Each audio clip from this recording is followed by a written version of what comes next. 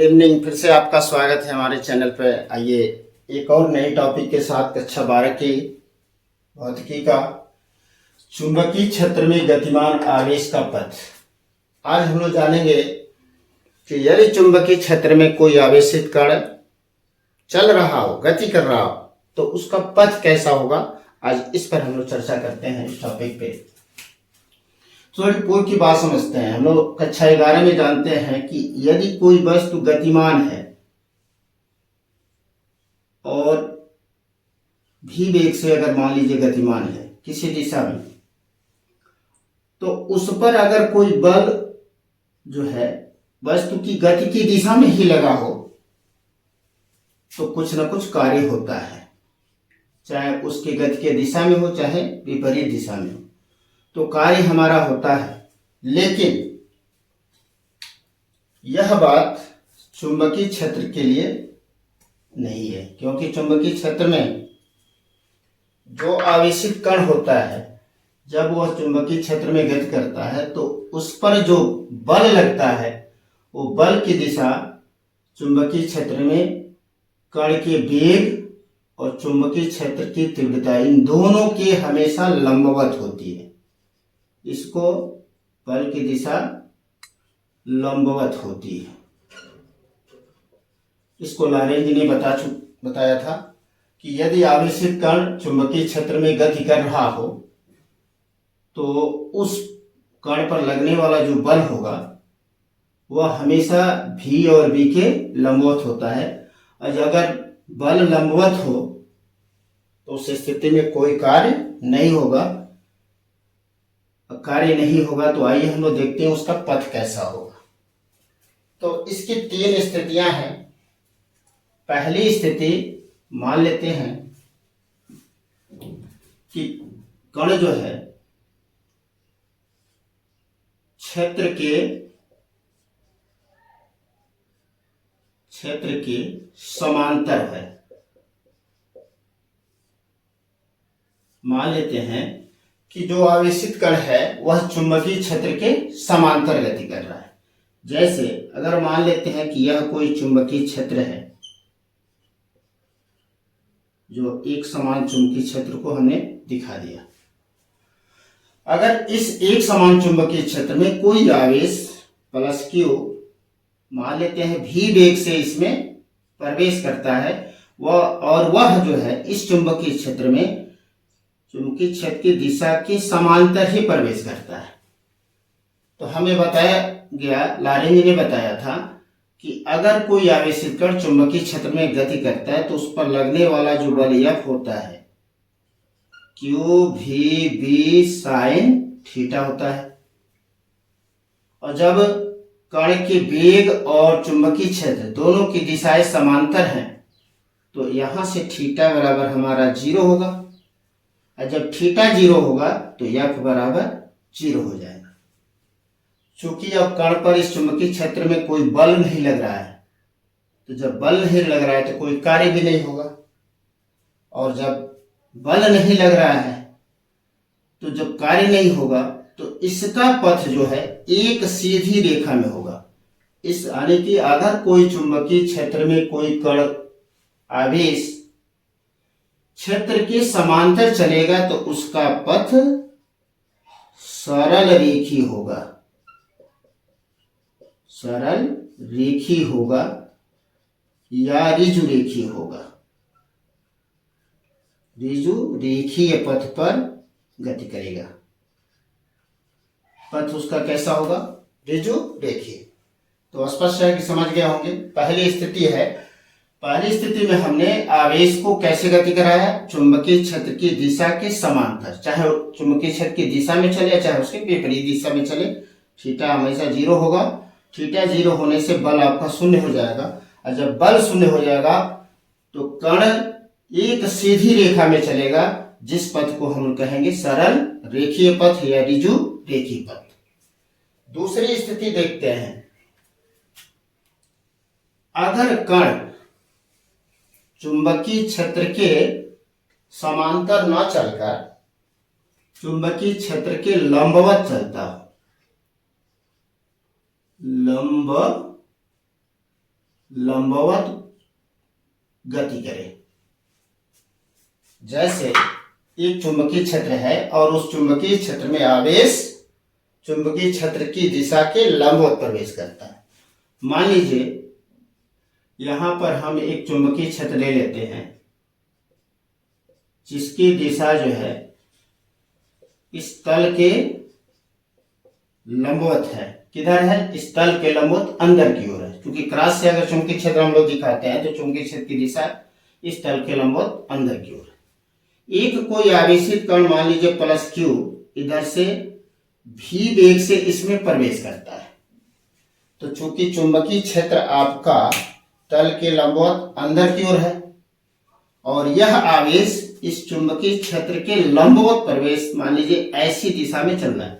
चुंबकीय क्षेत्र इसका ऐसे है और ये लंबवत प्रवेश करता है। तो हम अगर देखें इस नियम से या इस नियम से भी देखें तो अगर यह चुंबकीय क्षेत्र है, ये चुंबकीय क्षेत्र की दिशा में है और यह उसकी गति को दिशा बताए, तो जिस बिंदु पर आवेश होगा वहां पर उस आवेश पर लगने वाला बल हथेली से धक्का देने की दिशा में होगा। तो यदि यह आवेश इस चुंबकीय क्षेत्र में मान लीजिए O पर आ गया और इधर वो भी वेग से चल रहा है, तो यहाँ जो चुंबकीय बल यहाँ पे लगेगा उस आवेश पर कैसा होगा तो हम देखते हैं। यहाँ पे मान लीजिए चुंबकीय क्षेत्र अंदर, तो ये अंगुलियां अंदर की ओर हो गई और यह उसके वेग की दिशा अगर दिखा दे तो हथेली से धक्का ऊपर लग रहा है, अर्थात यहाँ पर जो बल की दिशा होगी वह ऊपर होगी, जो भी के दिशा के लंबवत होगी और बी जो चुंबकीय क्षेत्र है उस दोनों के लंबवत होगी। कुछ देर के बाद मान लीजिए कण यहां आ गया, पी पर आ गया, तो कण के वेग की दिशा ये हो गई भी। अब क्या होगा? अब यहां पर देखिए किधर बल लग रहा है, ये चुंबकीय क्षेत्र की दिशा हो गई, ये वेग की दिशा हो गई, तो बल की दिशा किधर होगी? इधर होगी धक्का से, अर्थात बल लग जाएगा हमारा इस दिशा में। अगर P से कुछ देर के बाद मान लीजिए यहां Q पर आ गया और इसकी दिशा हो गई इधर, तो बल किधर हो जाएगा?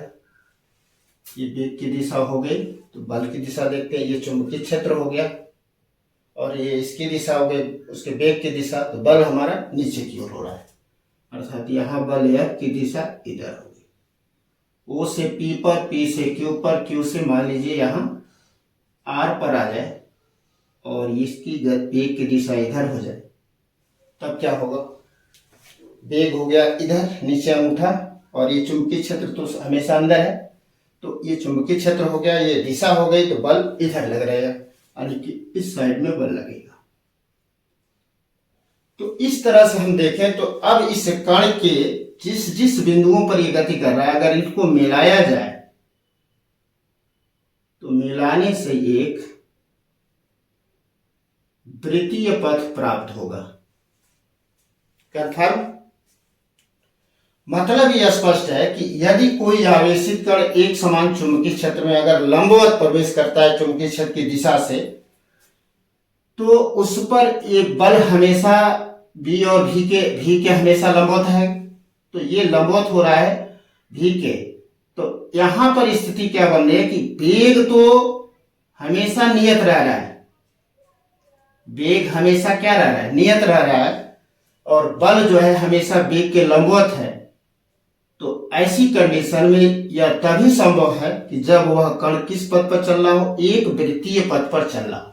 अर्थात ये हमको स्पष्ट हो चुका है कि जब एक समान चुंबकीय क्षेत्र में कोई आवेशित कण क्षेत्र की दिशा के लंबवत प्रवेश करेगा तो उसका पथ वृत्ताकार होगा और जो लगने वाला लारेंज बल F बराबर है QVB, जो ये अधिकतम बल है क्योंकि लंबवत है, तो F बराबर QVB, यही जो है इस आवेशित कण को वृत्तीय पथ पर घूमने के लिए अभिकेंद्री बल प्रदान कर देगा।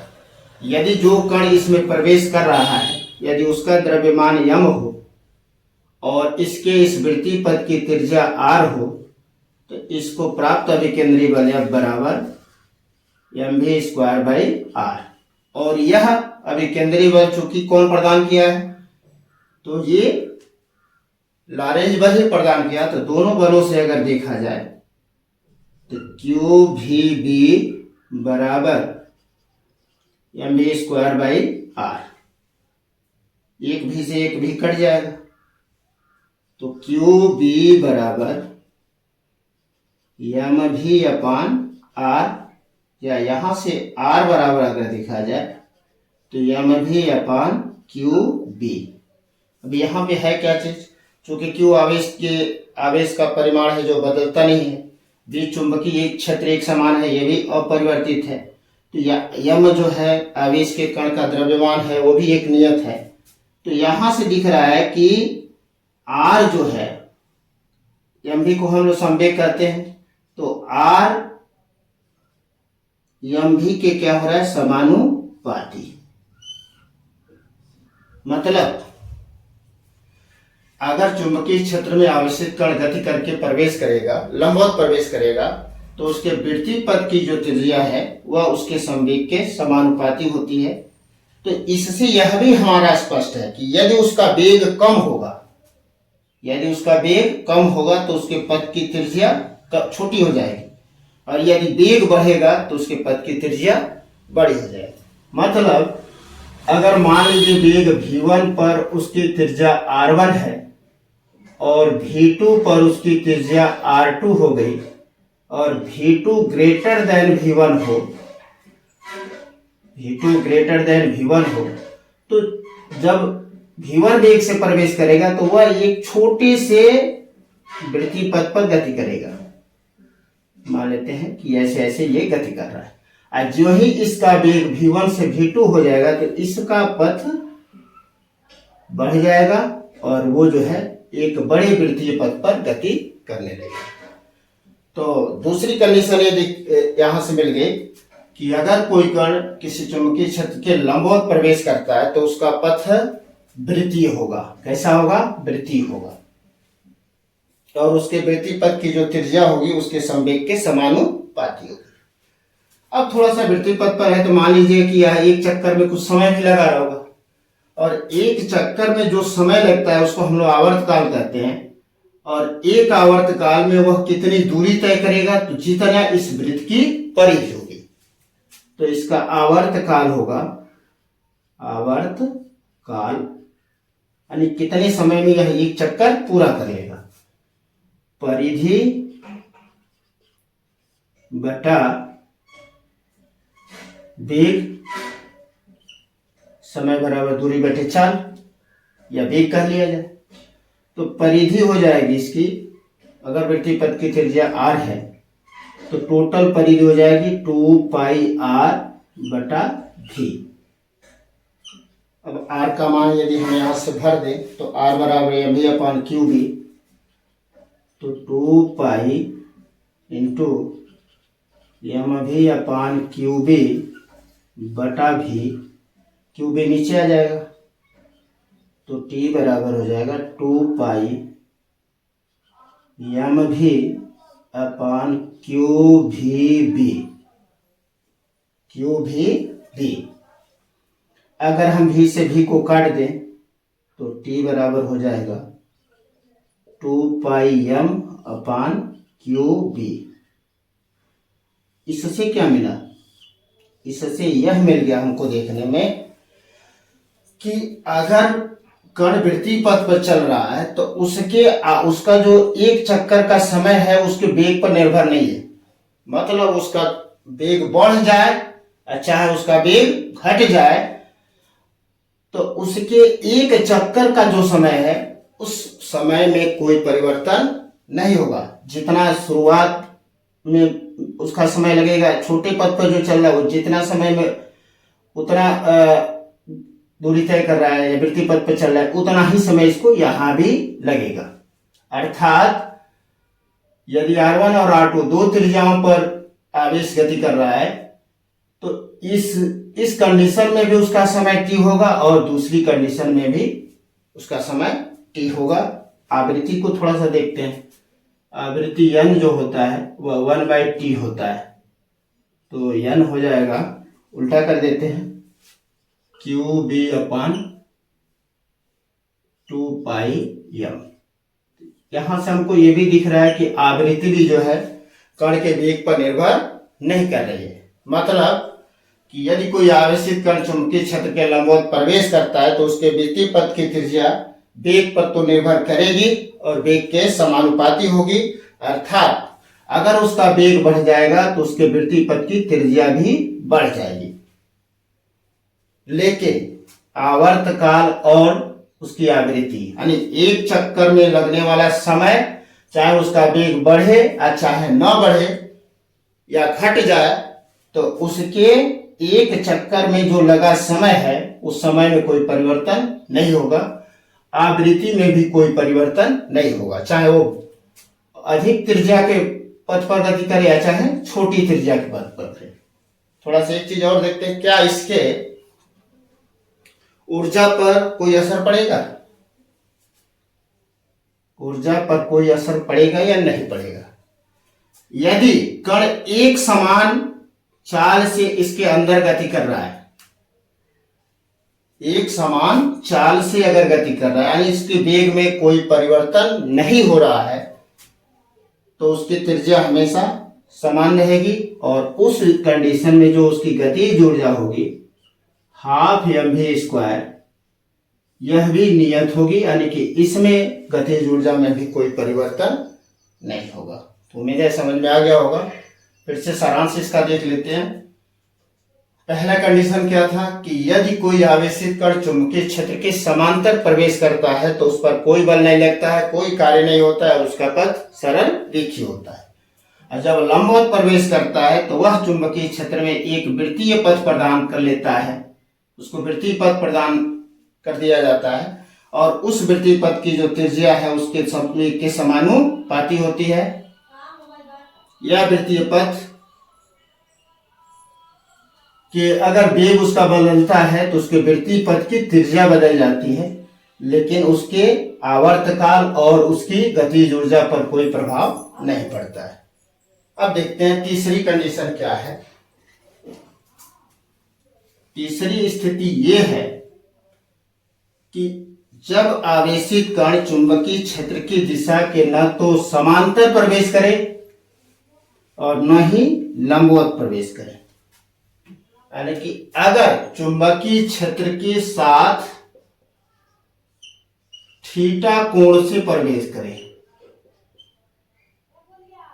किस कोण से प्रवेश करे? थीटा कोण पर। जैसे मान लीजिए कि यहां पे यह कोई चुंबकीय क्षेत्र की दिशा है और इसमें एक आवेशित कण प्लस क्यू इस चुंबकीय क्षेत्र की दिशा से थीटा कोण बनाते हुए भी वेग से प्रवेश करता है, तो इसका पथ कैसा होगा? तो इसके पथ के लिए इस वेग को हम दो घटकों में वियोजित कर देते हैं। एक चुंबकीय क्षेत्र की दिशा में घटक जो हो जाएगा v cos थीटा और एक चुंबकीय क्षेत्र की दिशा के लंबवत घटक हो जाएगा जो होगा v sin थीटा। अब यहां पे दो बातें हैं, क्योंकि वेग के दो घटक हो गए, एक v cos थीटा और एक v sin थीटा, तो हमें पता है चुंबकीय क्षेत्र की दिशा के समांतर जो है v cos थीटा है, तो यह उस आवेशित कण को एक सरल रेखीय पथ पर ले जाएगा और v sin थीटा चुंबकीय क्षेत्र के लंबवत है, तो v sin थीटा उसके पथ को वृत्तीय करेगा। तो अब एक ही कण पर दो तरह की स्थितियां हैं, दो वेग लगे हैं, एक उसका v cos थीटा वाला घटक और एक v sin थीटा वाला। तो अब कंडीशन बताते हैं। मान लीजिए कि ये चुंबकीय क्षेत्र है, ये हमारा क्या है? चुंबकीय क्षेत्र की दिशा है। अब वेग का एक घटक इसको क्षैतिज विस्थापित कर रहा है और एक जो इसका ऊर्ध्व घटक है वेग का, वह इसको यहां पर वृत्तीय पथ प्रदान कर रहा है। तो वृत्तीय भी पथ हो और क्षैतिज भी जाए, तो इसका मतलब v sin थीटा इस कण को वृत्तीय पथ पर घुमाएगा और v cos थीटा उस पथ को क्षैतिज विस्थापित करेगा। तो इन दोनों पथों की जो स्थिति होगी वो कैसी होगी। अगर मान लीजिए कण यहाँ है तो ये वृत्तीय पथ पर ऐसे पूर्णतः वृत्तीय पथ पर नहीं जाएगा, क्योंकि उसका क्षैतिज घटक भी उसको विस्थापित कर। तो कण यहां से क्या होगा, यहां से ऐसे तिरछे होते हुए ऐसे ऐसे होते हुए ऐसे ऐसे ऐसे, यानी कि उस कंडीशन में जो कण का पथ होगा वह एक हेलिक्स के जैसा होगा, अर्थात वह कण ऐसे चलेगा, यानी उसका पथ वृत्तीय भी होगा और सरल रेखी भी होगा। और इन दोनों पथों की स्थिति जो होगी कि पथ उसका कुंडली नुमा हो जाएगा, अर्थात अगर आवेशित कण चुंबकीय क्षेत्र के साथ थीटा कोण करते हुए प्रवेश करेगा तो जो उसका पथ होगा, पथ उसका वह होगा कुंडली नुमा। मेरे कंफर्म हो गया होगा। अब कुंडली नुमा है तो वह एक आवर्तकाल में कितना दूर चलेगा उसको हम कहते हैं उसके पथ का पिच। जैसे यहां से एक चक्कर ऐसे जब कुंडली नुमा चलेगा, मान लीजिए यहां से है कण, यहां से चला और ये ऐसे होते हुए फिर जब यहां आएगा, जहां से चला उतने समय में एक चक्कर पूरा हो जाएगा, तो जितना वह क्षैतिज दूरी तय कर रहा है वह कहलाएगा उस पथ के पिच। क्या कहलाएगी, पिच, जिसको हम पी से व्यक्त करेंगे। और उसको क्षैतिज दिशा में कितना कौन ले जा रहा है, तो यह ले जा रहा है आपका यू भी कास थीटा ले जा रहा है, तो उसका पिच जो होगा वेग का क्षैतिज घटक अगुणे, अब एक चक्कर में उसको समय कितना लग रहा है तो वो होता है उसका आवर्तकाल टी, तो उसका वेग का क्षैतिज घटक हो गया भी कास थीटा अगुणे, चूंकि आवर्तकाल हम लोग जानते हैं होता क्या है, वे पीछे लिखे हैं, तो वो होता है 2 पाई एम बटा क्यू बी। तो इस स्थिति में पिच की टोटल लंबाई हो जाएगी 2 पाई एम भी कास थीटा बटा क्यू बी। ये हो गया उसके पिच की टोटल लंबाई।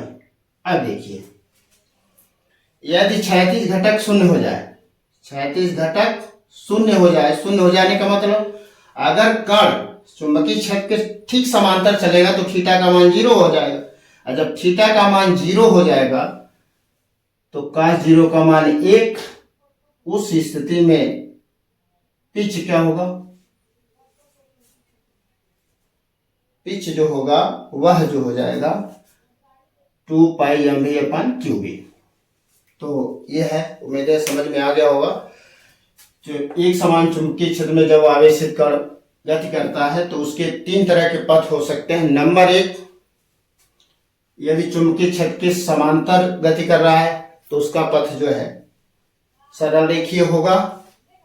चुंबकीय क्षेत्र के अगर लंबवत प्रवेश कर रहा है तो उसका पथ वृत्तीय होगा, और चुंबकीय क्षेत्र के साथ अगर कुछ कोण बनाते हुए प्रवेश करेगा तो उसका पथ कुंडली नुमा होगा। और क्या देखा गया, और देखा गया कि आवर्तकाल उसके वेग पर निर्भर नहीं करता है और आवृत्ति भी उसके वेग पर निर्भर नहीं करता है, गतिज ऊर्जा भी में परिवर्तन नहीं होता है, इसलिए कि अगर वो चुंबकीय क्षेत्र के अंदर लंबवत प्रवेश कर रहा है तो उसका वेग का परिमाण नहीं बदलता है, केवल दिशा बदलता है, इसलिए उसके गतिज ऊर्जा नहीं बदलती है। मेरे सारी बातें कंफर्म हो गई। फिर से मिलते हैं एक नए टॉपिक के साथ। जय हिंद, जय भारत।